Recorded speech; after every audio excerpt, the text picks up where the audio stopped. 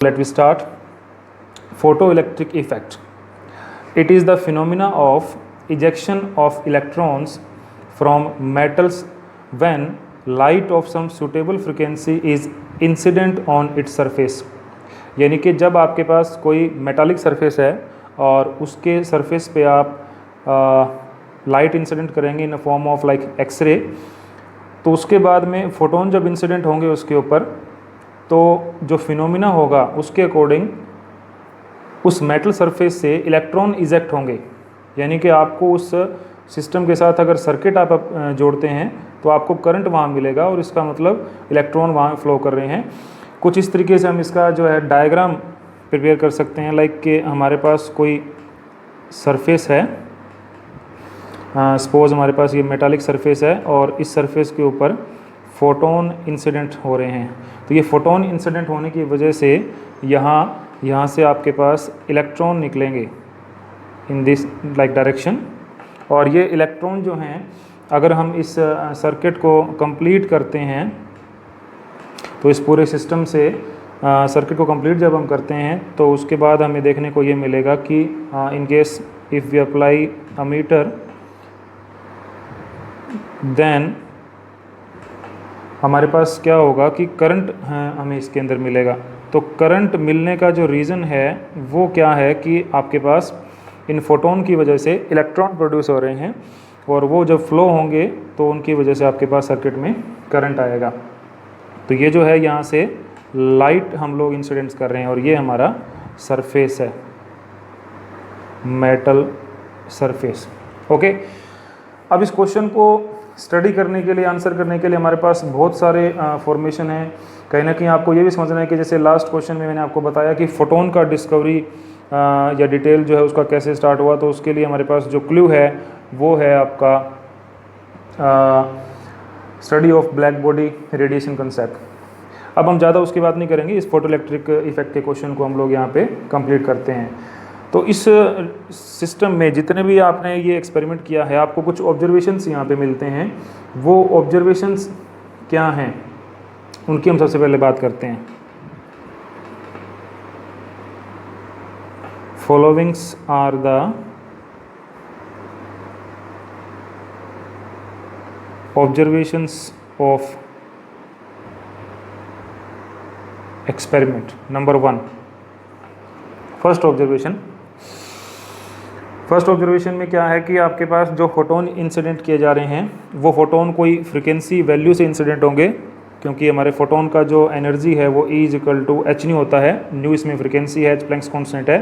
तो एक particular frequency की आपने यहाँ पर बात करनी है। वो फ्रिक्वेंसी की एक लिमिट के अकॉर्डिंग आपका ये जो है फिनोमिना हैपन होगा। उस फ्रिक्वेंसी को हम लोग थ्रेशोल्ड फ्रिक्वेंसी कहते हैं। उसका डेफिनेशन यहाँ पे मैं आपको दे देता हूँ। हम कह सकते हैं इसके अंदर, for every metal there exist a critical cut off frequency. अगर इसको न्यू नोड लेट करें, like nu naught below which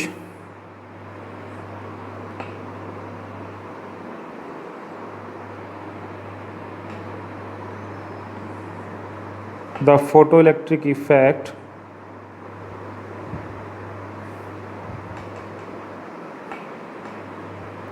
does not exist। यानी कि फ्रिक्वेंसी की वैल्यू जो है आपके पास इतनी आनी चाहिए कि इस फ्रिक्वेंसी से जो फोटोन आप इंसिडेंस करवा रहे हैं वो फोटोन की फ्रिक्वेंसी इतनी कम से कम हो। इससे ज़्यादा है तो ठीक है, इससे कम अगर होगी तो ये इलेक्ट्रॉन प्रोड्यूस यहाँ पर नहीं होंगे। सेकंड, अच्छा इसका हम नाम भी दे देते हैं, this is called threshold frequency.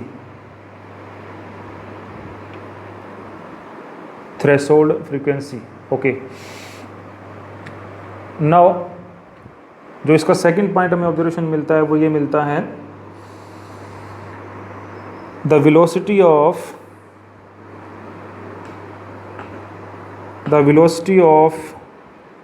Photo electrons इनको बोलेंगे हम, जो इलेक्ट्रॉन यहाँ से निकलेंगे, the velocity of photo electrons is completely independent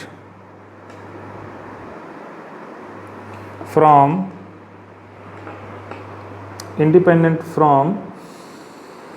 intensity of incident light. यानी कि जो ये लाइट आप इंसिडेंट कर रहे हैं, ये लाइट इंसिडेंट जो की जा रही है, इसकी इंटेंसिटी से ये इलेक्ट्रॉन की जो वेलोसिटी है वो इंडिपेंडेंट है। यानी इलेक्ट्रॉन की वेलोसिटी इससे इंडिपेंडेंट है। तो किस पे डिपेंड करती है? It depends on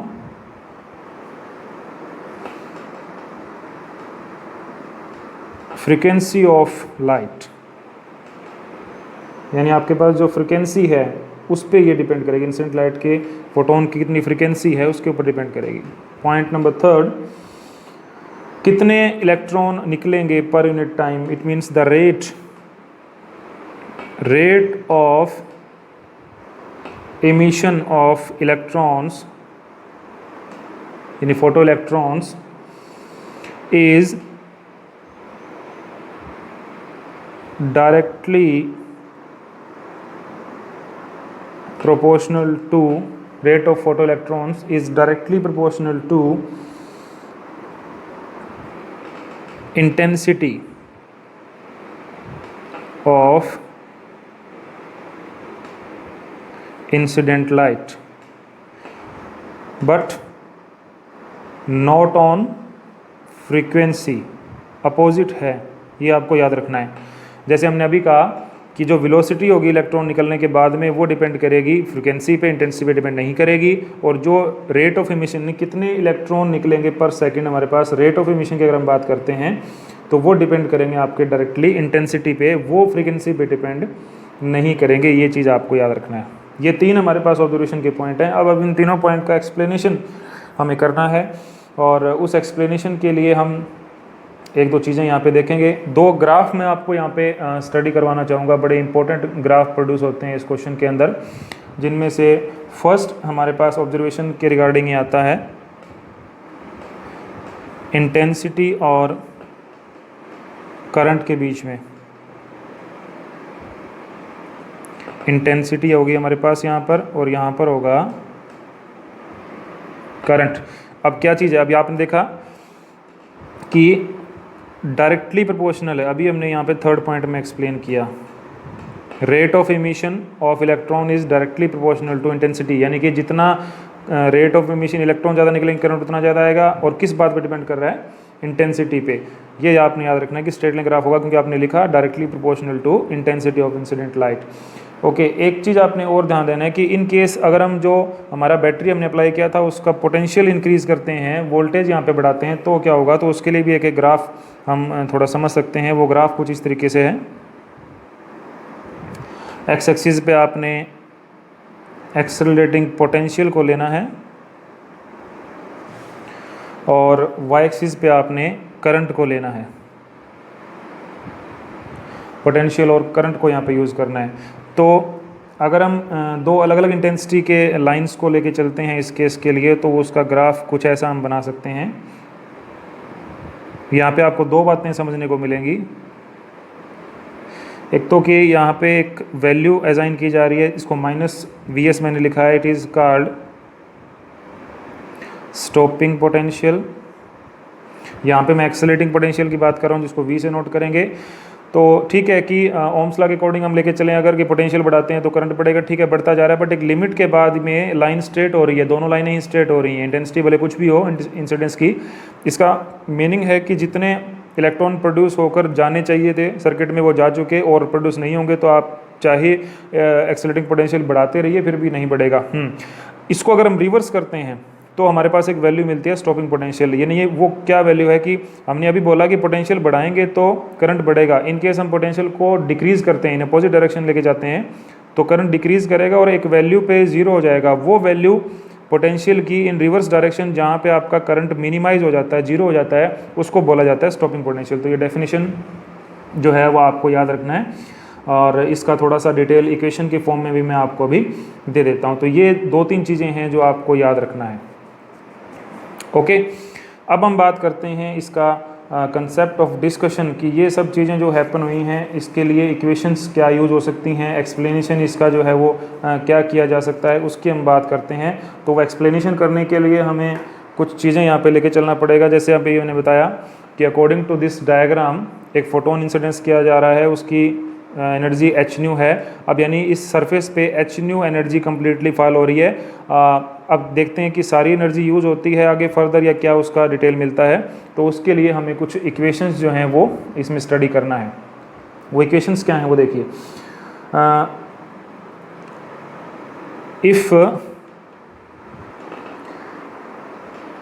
if light of some frequency like nu falls on the surface of metal, then a part of the energy from this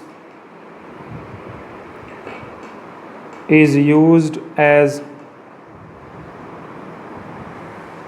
work function and remaining is used as kinetic energy of photoelectrons. कैसे? अगर H nu value का energy incident किया तो उसमें से आपके पास work function use होगा, that will be phi naught plus kinetic energy electron की ये हो जाएगी। Suppose M mass of electron, V is the velocity of electron. तो इसमें हम देख सकते हैं, इसको ऐसे भी लिखा जा सकता है, H nu is equal to H nu naught plus 1/2 M we square. यहाँ पे दो चीज़ें हैं, ये आपका है इंसिडेंट एनर्जी जो फोटोन की हुई उसका वैल्यू, ये है वैल्यू ऑफ वर्क फंक्शन, और ये है हमारे पास value of kinetic energy of electron. तो ये चीज़ आपको याद रखना है, इंपॉर्टेंट इक्वेशन है H nu is equal to H nu naught plus 1/2 M we square. अगर इस इक्वेशन को थोड़ा और फर्दर सोल्व करते हैं तो हम लिख सकते हैं इसके अंदर, 1 सेकेंड, उस इक्वेशन से हम लोग लिख सकते हैं, इफ़ एच न्यू की वैल्यू को हम दूसरी साइड ले जाते हैं तो 1/2 M we square is equal to H nu minus H nu nu naught, 1/2 M we square is equal to H nu minus nu naught. ये हमारे पास इक्वेशन बन गई एक, ये इक्वेशन आंसर करेगी हमारी ऑब्जर्वेशंस को। This is called Einstein's photo electric equation, और ये बहुत इंपॉर्टेंट रिजल्ट है। इसको हम डिटेल में अभी चेक करके देखते हैं किस तरीके से इंपॉर्टेंट ये हमारे पास है। तो ये आपने पढ़ना है।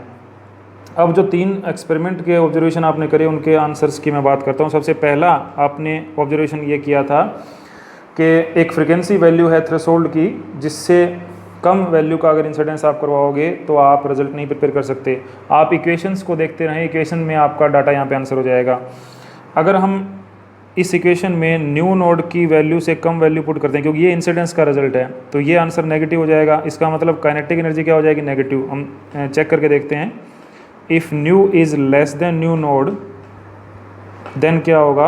1/2 M we square it will be negative. यानी क्या हुआ? काइनेटिक एनर्जी ऑफ इलेक्ट्रॉन क्या हो गया? Negative. It is not possible. इसका मतलब क्या है? हमें रेडिएशन जो इंसिडेंस करनी है वो इतनी तो कम से कम रखनी है कि इसके बराबर हो, इससे ज़्यादा वैल्यू का हम इंसिडेंस करवा सकते हैं ताकि काइनेटिक एनर्जी का वैल्यू हमारा पॉजिटिव आए, और काइनेटिक एनर्जी का वैल्यू पॉजिटिव आएगा तभी आप इमिशन को पॉसिबल करवा सकते हैं, अदरवाइज वहाँ पे इमिशन नहीं होगा, यानी कि emission does not possible for frequency of incidence less than threshold frequency. ये फर्स्ट पॉइंट का एक्सप्लेनेशन है। सेकंड पॉइंट आपने कहा था, हमने यहाँ पढ़ा कि वेलोसिटी के फोटो इलेक्ट्रॉन जो है is completely independent of intensity, it will depend only on frequency. तो हम बात करते हैं उसके लिए, वेलोसिटी की बात करते हैं तो हमें बात करनी पड़ेगी काइनेटिक एनर्जी की। वो वैल्यू कितना है, 1/2 mv² है। ये हमारे पास रिजल्ट है काइनेटिक एनर्जी का, और कहीं ना कहीं इसमें मास कांस्टेंट है, 1/2 कांस्टेंट वैल्यू है, तो ये वेलोसिटी के लिए भी यूज़ हो सकता है। वेलोसिटी ऑफ इलेक्ट्रॉन जो है वो हमारे पास क्या हो जाएगा, यहाँ से v हो जाएगा, m is the mass of electron. अब हम इसका एक्सप्लेनेशन अगर करें, इसको देखें, हमने यहाँ पे वो उस टाइम कहा था फर्स्ट सेकंड पॉइंट में कि photo electron is completely independent of intensity of incident light but depend on frequency. कैसे, यहाँ पे इंटेंसिटी की कोई बात ही नहीं हो रही है इक्वेशन के अंदर। हम देखते हैं तो किसकी बात की जा रही है, ये कांस्टेंट है वैल्यू हमारा, ये h भी कांस्टेंट है, तो सिर्फ फ्रीक्वेंसी ऑफ इंसिडेंट लाइट की बात की जा रही है। तो यहाँ से ये क्लू मिल जाता है कि हमारे पास जितना फोटो इलेक्ट्रॉन्स की जो फोटो इलेक्ट्रॉन्स का जो वैल्यू हमारे पास आएगा काइनेटिक एनर्जी का ज़्यादा, उतना कब आएगा, जब आपके पास फ्रीक्वेंसी ऑफ इंसिडेंट लाइट का ज़्यादा होगा। तो ये हमारे पास किस पे डिपेंड करेगा, फ्रीक्वेंसी पे। तीसरा पॉइंट जो हमने यहाँ पे कहा था, यहाँ पे मैं इस चीज़ का एक्सप्लेन कर देता हूँ। From the equation it is clear that kinetic energy is independent of intensity of incident light, but it depends on the frequency of incident light। ये चीज़ आपको यहाँ पे याद रखना है। ओके, उसके बाद में हम बात करते हैं थर्ड पॉइंट की, जो कि हमने कहा था number of electron per unit time, यानी कि हमारे पास कितने रेट ऑफ इलेक्ट्रॉन की हम बात करते हैं, तो वो हमारे पास डिपेंड करेंगे कितने ज़्यादा फोटोन इंसिडेंस होंगे। फोटोन कितने इंसिडेंस होंगे उसका सीधा सीधा मतलब है इंटेंसिटी कितनी आएगी। तो थर्ड पॉइंट बिला क्लियर एक्सप्लेनेशन में आता है, number of electrons ejected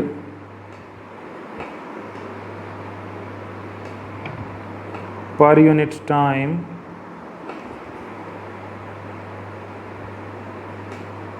depends on the number of photons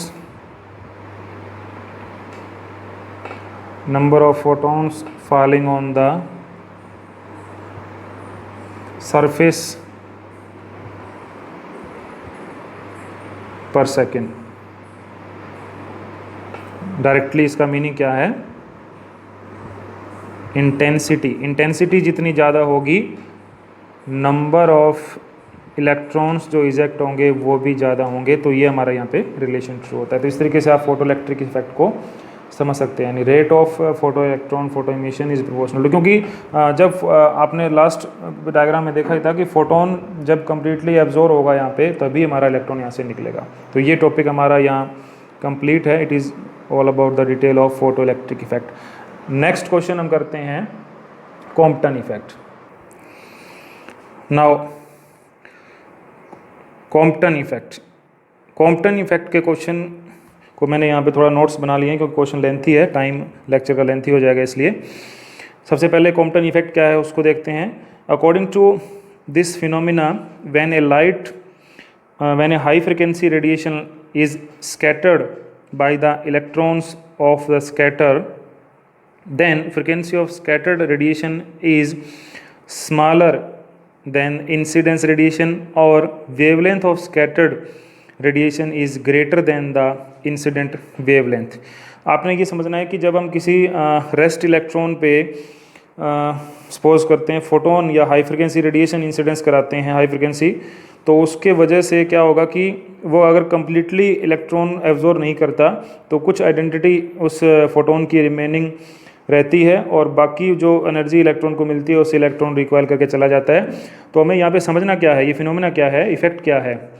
ये इफेक्ट ये कहता है कि जब आप उस फोटोन की फ्रिक्वेंसी को चेक करते हैं इंसिडेंस की और बाद में स्कैटर करने के बाद जो फोटोन आपको मिलेगा उसकी, तो दोनों में आपको डिफरेंस मिलेगा। और जब आप वेवलेंथ चेक करेंगे इसी तरीके से तो वेवलेंथ में भी आपको यहाँ पे डिफरेंस मिलेगा। तो वेवलेंथ जो है वो बढ़ जाएगी, फ्रिक्वेंसी जो है वो कम हो जाती है। रीज़न क्या है फ्रिक्वेंसी कम होने का? क्योंकि एनर्जी कम होती है। अब इसके एक्सप्लेनेशन की बात अगर करें तो क्लासिकल फिजिक्स ने भी इसको एक्सप्लेन करने के लिए कोशिश यहाँ पे की है। क्लासिकल की अगर मैं बात करूँ तो according to classical theory, when X-ray or electromagnetic wave incident on target of electron of scattered, then electron starts vibrating with the same frequency of incidence of radiation। यानी जिस फ्रिक्वेंसी से आपने वो इंसिडेंस किया था उसी फ्रिक्वेंसी से आपका इलेक्ट्रॉन वाइब्रेट करना शुरू कर देंगे और वो वाइब्रेट करते करते फिर क्या करेंगे, they produce electromagnetic waves in all the directions with same frequency. उसी फ्रिक्वेंसी से वो सभी डायरेक्शन में इलेक्ट्रोमैग्नेटिक वेव प्रोड्यूस कर देंगे। तो हमें वो जो चेंज इन फ्रिक्वेंसी का जो एक सेट यहाँ पे प्रोड्यूस करके वो जो मिलेगा वो हम उसको देख नहीं पाएंगे in case of classical physics explanation. तो क्लासिकल कहीं ना कहीं फेल्स हो जाता है इस केस में एक्सप्लेनेशन करने के लिए, क्योंकि वो मॉडिफाइड फॉर्मेशन को स्टडी नहीं कर पाता। तो इसका आंसर जो है वो किससे होगा? क्वांटम फिजिक्स से। Now in quantum theory Compton ने जो इसका डिटेल दिया था, Compton gave the satisfactory explanation by considering the following assumptions. पहला उसने ये लेट किया था हमारे पास कि जो इंसिडेंट हमारे पास लाइट है वो एक्सरे की फॉर्मेशन में जो है of frequency nu consist of photon of energy is equal to H nu and having momentum P is equal to H by lambda और एच न्यू बाई सी। यानी जो लाइट आप इंसिडेंस कर रहे हैं उसका उसने वैल्यू बताया एनर्जी और मोमेंटम का। दूसरा उसने क्या अज्यूम किया, electron are assume to be free and stationary, ताकि फिनोमेना प्रॉपर तरीके से एक्सप्लेनेशन हमारा हो सके। And third and most important, the collision between the photon and electron is elastic in nature. यानी यहाँ पे ट्रांसफर ऑफ एनर्जी आपने यहाँ पे शो करना है, इलास्टिक नेचर का कोलिजन आपको यहाँ पे शो करना होगा, जिसके बाद आप इसको एक्सप्लेन कर सकते हैं। ये था हमारा introduction of topic. Now we can study the theory of Compton effect. In this theory let's us consider, अब हम इसका एक्सप्लेनेशन करेंगे विद डायग्राम और equations. Let a photon of energy h nu incident on the rest electron और free electron at rest of mass m naught. ये कुछ चीज़ें आपको याद रखनी है। Mass of rest electron is m naught. During elastic collision A part of energy of photon is transferred to the electron and electron recoil with V velocity. यानी electron rest में था और उसको कुछ एनर्जी मिली तो वी वेलोसिटी से चला गया, and making an angle phi, and then scattered photon, क्योंकि सारी एनर्जी इलेक्ट्रॉन को नहीं मिली है, कुछ एनर्जी बची है, scattered photon move with reduced frequency new prime with the making an angle theta two the X axis. और इसका अगर हम डायग्राम की बात करें तो वो कुछ इस तरीके से है। यहाँ से आप इसको कंप्लीट देख सकते हैं। डायग्राम में क्या किया, यहाँ पे वो रेस्ट इलेक्ट्रॉन आपका पड़ा है जिसका मास एम नोड है, एक फोटोन इंसिडेंस करवाया जिसकी एनर्जी एच न्यू है, फ्रिक्वेंसी उसका न्यू है, और इंसिडेंस होने के बाद में इलेक्ट्रॉन चला गया इस डायरेक्शन के अंदर, इन दिस पर्टिकुलर डायरेक्शन, और ये हमारी डायरेक्शन है फोटोन की। तो फोटोन स्कैटर हुआ है यहाँ पे और इलेक्ट्रॉन रिकॉइल हुआ है with making an angle phi with the X axis, and उसका जो नो एनर्जी है वो एम सी स्केयर हो जाएगा। अगर इसकी रेस्ट मास एनर्जी की बात करते हैं तो वो एम नोट सी स्केयर मानी जाएगी।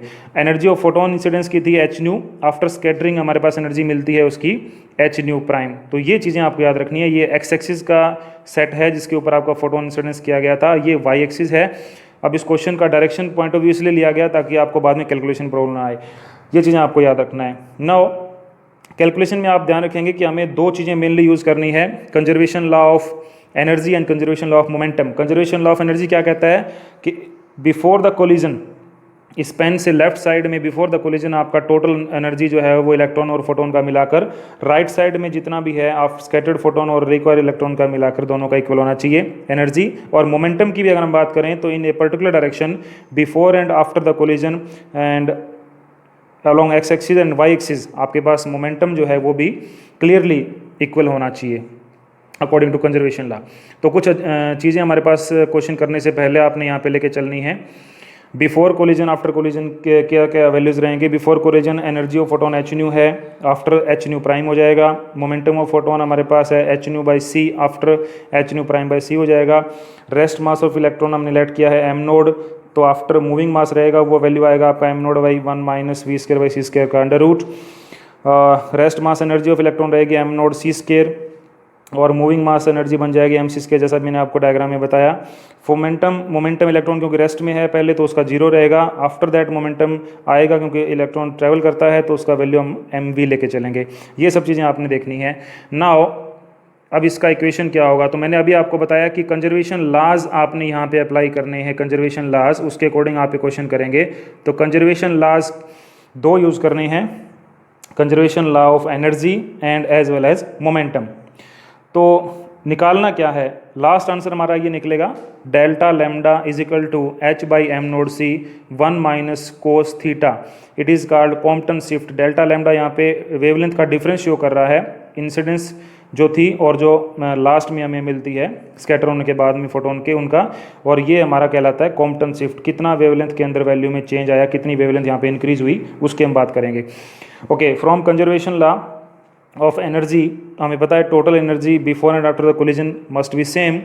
तो बिफोर हम बात करते हैं एच न्यू इंसिडेंस फोटोन की है, M naught C square rest electron की है, must be equal to H nu prime scattered photon की है, और M C square required electron की है, दे मस्ट बी इक्वल। ये क्वेश्चन हमारा 1 हो जाएगा। Now according to law of conservation of momentum along X axis, H nu by C incidence photon जो था उसका मोमेंटम है प्लस जीरो क्योंकि इलेक्ट्रॉन रेस्ट में पड़ा है, is equal to H nu prime by C cos theta and M V cos phi. ये X direction की बात करनी है खाली हमने, उसके बाद हम बात करेंगे वाई एक्सिस की, तो उसमें आ जाएगा H nu by C sine theta minus M V sine phi. ये कहाँ प्रोड्यूस होंगे इसके बारे में मैं आपको यहाँ पे बता देता हूँ। ये जो वैल्यूज़ हैं वो कुछ इस तरीके से यहाँ पे हमारे पास बनती हैं। अगर हम इसको कंप्लीट देखें तो ये डायरेक्शन के अंदर आपका इलेक्ट्रॉन गया है और एंगल यहाँ प्रोड्यूस हो रहा है, तो यहाँ पर आपका जो वैल्यू आएगा वो आएगा एम वी कोस फाई। और इसी तरीके से इस फोटोन का यहाँ पे डायरेक्शन है और यहाँ पे जो वैल्यू एंगल थीटा बन रहा है उसका जो रिजल्ट मिलेगा वो मिलेगा H nu prime by C cos phi. तो ये फर्स्ट इक्वेशन में आपने यूज़ करना है।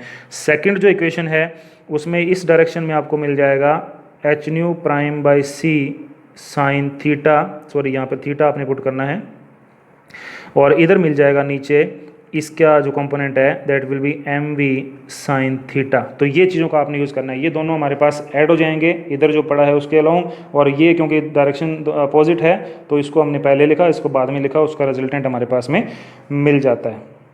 यहाँ पे फाई आपने लिखना है। ओके, तो ये कुछ इस तरीके से हमारे पास दोनों इक्वेशन प्रोड्यूस हो जाती हैं और इनका रिजल्टेंट हम लेके चलते हैं। अब इनको सोल्व कर ध्यान रखना है, सॉल्यूशन के टाइम में आपने ध्यान रखना है इक्वेशन नंबर 2 और 3 जो लास्ट की थी उनको c की वैल्यू को अगर हम हटाते हैं तो हमारे पास बन जाएगा m v c cos phi is equal to H nu minus H nu prime cos theta, और सेकंड का बन जाएगा m v c sine phi h nu prime sine theta. इन दोनों इक्वेशन को स्केयर करके ऐड कर देते हैं तो हमारे पास रिजल्टेंट आएगा, इसका बन जाएगा M square we square C square cos square phi, इसका बन जाएगा plus M square we square C square sine square phi. इधर इसका पूरे का स्केयर बन जाएगा, ये हमने लिख दिया, और यहाँ पर इसका स्केयर होगा, इसको लास्ट में लिख देंगे। अब इसका स्केयर ओपन कर लेते हैं, यहाँ भी कॉमन आ जाएगा हमारे पास m square we square C square, तो अंदर जो वैल्यू है उसका वैल्यू 1 होता है, तो इसको हमने सीधा लिख दिया M square we square C square. ये हम ओपन करेंगे तो क्योंकि दो क्वांटिटी हैं H square sine nu square plus H square nu prime square cos square theta minus 2 H square nu nu prime cos theta, और जो वैल्यू पड़ा था ऊपर H square nu prime square sine square theta में, ये हमारा लिखा जा सकता है। ओके, अब यहाँ पे हमारे पास कुछ वैल्यूज़ फिर दोबारा ऐड होती हैं, कोस स्केयर थीटा और साइन स्केयर थीटा का 1 रहेगा, तो इन दोनों को ऐड कर लेते हैं। तो रिजल्टेंट जो वैल्यू हमारे पास प्रोड्यूस होकर आएगा वो वैल्यू कुछ इस तरीके से आ जाता है, m square we square C square is equal to h square nu square plus H square nu prime square minus 2 H square nu prime cos theta. इन दोनों इक्वेशंस को आपने अब फर्दर जो है वो यूज़ करना है, और उसका जो रिज़ल्ट बनेगा वो कुछ इस तरीके से बनेगा कि ये इक्वेशन के लेफ्ट में आपने एम स्केयर बी स्केयर सी स्केयर जो बना दिया इक्वेशन नंबर 4, इसका कुछ ऐसा आपको चाहिए डाटा दूसरी इक्वेशन का भी, तो हम फर्स्ट इक्वेशन को यूज़ करते हैं जिसमें हमारे पास एनर्जी कंजर्वेशन अप्लाई किया गया था। उसमें से एम सी स्केयर एक साइड रख लेंगे, बाकी सारे रिजल्ट्स को एक साइड ले जाएंगे। स्केयर करते हैं तो एम स्केयर C4 बनेगा, राइट साइड वाली क्वांटिटी का स्केयर कर देना है, इसको सोल्व कर लेना। सोल्व करके हमारे पास डाटा बनेगा M square C4 H square nu prime square minus 2 H square nu prime plus M naught square C4 plus 2 H M naught square nu minus nu prime. तो ये डाटा हमारे पास यहाँ पे प्रोड्यूस होता है। उसके बाद अब हम नंबर 5 और नंबर 4 का डिफरेंस करते हैं, सब्ट्रैक्शन करते हैं। तो आफ्टर सब्सट्रैक्शन हमारे पास जो वैल्यूज़ प्रोड्यूस होते हैं वो M square C4 minus M square nu square we square C square is equal to cancellation हो जाएगा। हमारे पास दो वैल्यू का कैंसिल हो जाएगा। वैल्यू जैसे हमारे पास H square nu prime square है, नंबर 4 में भी है, तो वो कट जाएंगे, बाकी क्वांटिटी हमारे पास यहाँ लिखी जाएंगी।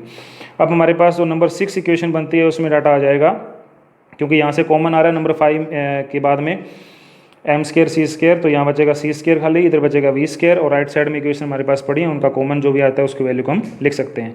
अब हम m की वैल्यू को पुट करेंगे from the equation M naught by 1 minus we square by C square के अंडर रूट से, तो इसका स्केयर कर देते हैं। एम स्केयर बन जाएगा M naught square C square divide by C square minus we square, और ये डाटा इक्वेशन नंबर 6 में जो है आपने पुट कर देना है। पुट करने के बाद हमारे पास रिजल्ट क्या रहेगा, सी स्केयर जो था आपका C square minus we square bracket में वो कट जाएगा, क्योंकि इसके डिवाइड में वैल्यू आ रहा है, राइट साइड वाला एज इट इज़ हमारा पड़ा रहेगा। और अब हम क्या करते हैं, इस पूरी इक्वेशन को सोल्व करके कोशिश करेंगे कि फ्रिक्वेंसी का कंपोनेंट एक साइड आ जाए और बाकी जो चीज़ें हैं वो एक साइड चले जाएँ। तो उसके लिए करना क्या है, आपने एम नोड C4 को काट देंगे, बाकी बचा हुआ मटेरियल आपके पास नेगेटिव पॉजिटिव सिंबल है उसको सेट कर देंगे, ये नेगेटिव है तो इसको उधर लेफ्ट में ले आएंगे, और ये हमारा जो वैल्यू है वो पड़ा रहेगा। तो ये दोनों पॉजिटिव हो गए, यहाँ से कैंसिलेशन हो रहा है 2 का h का, इस तरीके से आप उसको काट सकते हैं, ये वैल्यू भी आपकी यहाँ पे कट होंगी और h से इसकी पावर कैंसिल हो जाएगी, बाकी लिखा जाएगा h by M naught C square 1 minus cos theta. उसके बाद में हम देखते हैं कि लेफ्ट साइड का जो रिजल्ट हमारा था उसको सोल्व करने के बाद 1 by nu prime minus 1 by nu is equal to h by M naught C square 1 minus cos theta. तो इस रिजल्ट को जब हम कंप्लीट करते हैं तो ये फ्रिक्वेंसी के अंदर हमारा वैल्यू असाइन हो गया। इसको अगर वेवलेंथ के टर्म में लेके आएंगे तो पुट कर देंगे वैल्यू हमारी न्यू का lambda prime by C minus lambda by C. Now throughout C की वैल्यू कैंसिल हो रही है, अब हमारे पास बचेगा लैम्डा प्राइम माइनस लैम्डा, यानी डिफरेंस बिटवीन द वेवलेंथ, ये हमारा है आउटगोइंग का यानी स्कैटर्ड का, ये है इंसिडेंस का, is equal to this value. तो ये हमारा डाटा आ गया from equation number 8, delta lambda is equal to h by M naught C 1 minus cos theta. ये हमारा लास्ट रिजल्ट है जो हमने प्रोड्यूस करना था। इस रिजल्ट को जब हम काम में लेंगे तो हमारे पास wavelength delta lambda is called the Compton shift, it is called as the increase in the wavelength of scattered photon and this change in lambda depends upon the angle of scattering angle theta। क्योंकि h constant है, m node constant है, c constant है, 1 minus cos theta यहाँ पर है, तो cos theta का value हमें पता है क्योंकि 1 से तो लेस ही रहेगा, मैक्सिमम 1 हो सकता है, तो 0 हो जाएगा लेकिन नेगेटिव नहीं आएगा, जिसकी वजह से डेल्टा लैम्डा का रिजल्ट 0 हो सकता है या फिर पॉजिटिव रहेगा। तो ये चीज़ क्या क्लू करती है कि आपका जो वैल्यू है डेल्टा लैम्डा का या कॉम्पटन शिफ्ट का वो आएगा रिजल्ट में 0 या उससे ज़्यादा, मतलब पॉजिटिव आएगा।